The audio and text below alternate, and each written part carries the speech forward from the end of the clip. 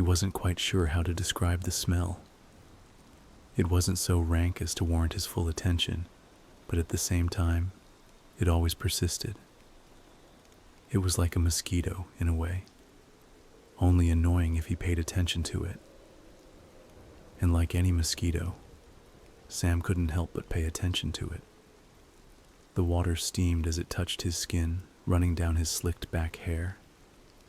It wasn't boiling water, but it may as well have been.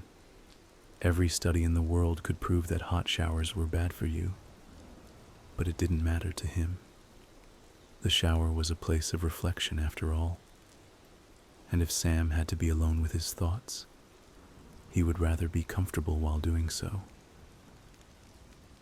Thankfully, I won't be alone for much longer, Sam thought to himself. He smiled as he pictured her face in his head, short, cute, and willing to spend the night. Just what he wanted out of a first date. I wouldn't really call it a date per se. If it were a date, we'd be going somewhere. But she... What's her name again? Erica. Erica is coming straight here, which means we get a little more fun than we would on a traditional date. Sam glanced to his right at the bottle of shampoo resting on the shelf. And it also means you've got to get ready and stop hogging all the hot water hotshot. Sam moved for the faucet, but stopped. His nostrils flared as he picked up on the smell. He had done well to push it out of his attention span so far, but it hit him full on in that moment. He couldn't put his finger on it. He could smell it, that much was for sure. But it was distant, somehow. Faint, like someone a few doors down was decomposing. A strong odor, but one that hadn't quite reached him just yet. I bet something died in the walls. A mouse or something. Though you'd think something like that would be a bit harder to smell from the shower. Sam looked around, not entirely sure what he was looking for in the first place. The shower was large, a vertical cubicle big enough for two to fit comfortably, a purchasing point Sam had picked up on keenly, but not so large as to fit any potential harborers of the stench. Unless it's me? Sam stepped away from the showerhead for a moment, raised his arm and took a quick sniff. He nearly recoiled in disgust as a result. It's me. Damn, thought I shampooed already? Guess another round won't hurt, especially for Erica's sake. He wasn't so sure why exactly he was so concerned with impressing Erica. He would have his way with her. She would promise to keep in touch, and they'd mutually move on to separate bodies. Such was the cycle that Sam kept himself in. It was the only normality he knew. He grabbed the shampoo, making sure to be much more thorough this time around. The soap foamed and bubbled on his skin, running down his arms and legs as it mixed with water on its way to the drain. He let himself soak for another few minutes, letting himself get lost in thought. Finally, he pulled back from under the shower head once more and went in for a final check on how he smelled. It had gotten worse. Sam stared at the shampoo bottle, still open from use.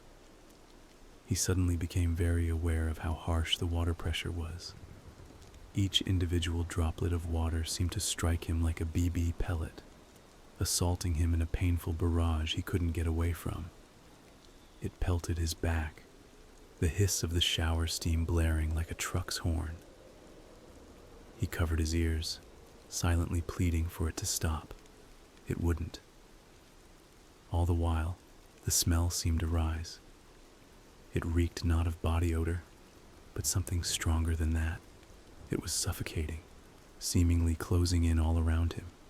The cubicle, lovingly selected to fit two, quickly felt that much smaller as Sam's senses went into overdrive. His chest rose and fell, the water beating down on him as he struggled to make sense of what was happening. "You're okay, Sam. You're okay. It's all the steam from the shower. It's It's messing with your head. Yeah, that's it. Just gotta get out of here. Regaining control of his body, Sam powered through the smell and the sensory overload, reaching through the steady downpour for the faucet. He cranked it off, and all at once, the cacophony of his mind fell silent. No more thundering water drops, no more claustrophobic shower. But still that smell. Okay, whatever. I can deal with that later. For now, I've just got to clear my head. Sam reached for the sliding shower door, then stopped.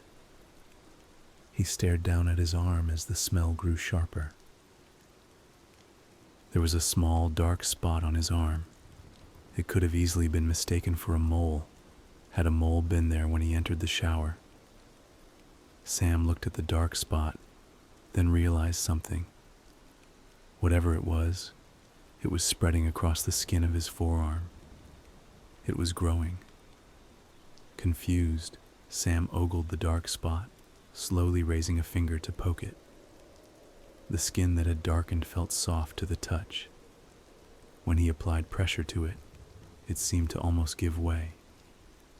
He pressed and pressed, feeling his fingers sink ever deeper into the dark spot. Then finally, something gave. The darkened skin began to break open, the skin not so much ripping but more sagging as the pressure from his finger proved too much. Recoiling in horror, Sam quickly withdrew his finger from the wound, watching a glob of jet-black viscera drip down his index finger. The dark spot, now an open pit on his arm, grew even still, his skin breaking and peeling away. The smell was now more pungent than ever before, the source of it having been exposed to open air. His hands shook as blood began to flow down his fingers, which grew cold as he lost control of them. The rot had corroded Sam's arm all the way to the bone, leaving his forearm hanging limply as he struggled to get his head straight. What the fuck? What the fuck? What the fuck? He backed away from the door in shock. There was no pain, but that fact did little to remedy the situation. Sam lost his footing, slipping on leftover water from the hot shower. He went sprawling to the ceramic floor, howling in pain as he felt a sharp pain in his leg. It fell under the rest of his body weight, jerking reflexively for a moment before going limp. "Help!" Sam shouted instinctively. "Somebody help me!" He gasped, doing his best to conserve his breath. Erica wouldn't be arriving for at least another hour. Mustering all the strength in his remaining arm, Sam propped himself up just enough to get his leg out and examine it. The bone piercing through the skin was the only diagnosis he needed. Sam could hear his heart beating in his chest. His mind began to race, imagining all the worst-case scenarios as he scrambled for a solution. I'm going to die in here, and nobody will find me. Erica's gonna have to cancel, and they won't find me for weeks. Sam's hyperventilating was interrupted by an observation, a sight so shocking it almost sent a jolt of focus into his scattered brain. His leg was moving. More so, it was moving away. The area around the breakage had gone black with rot, just as his arm had.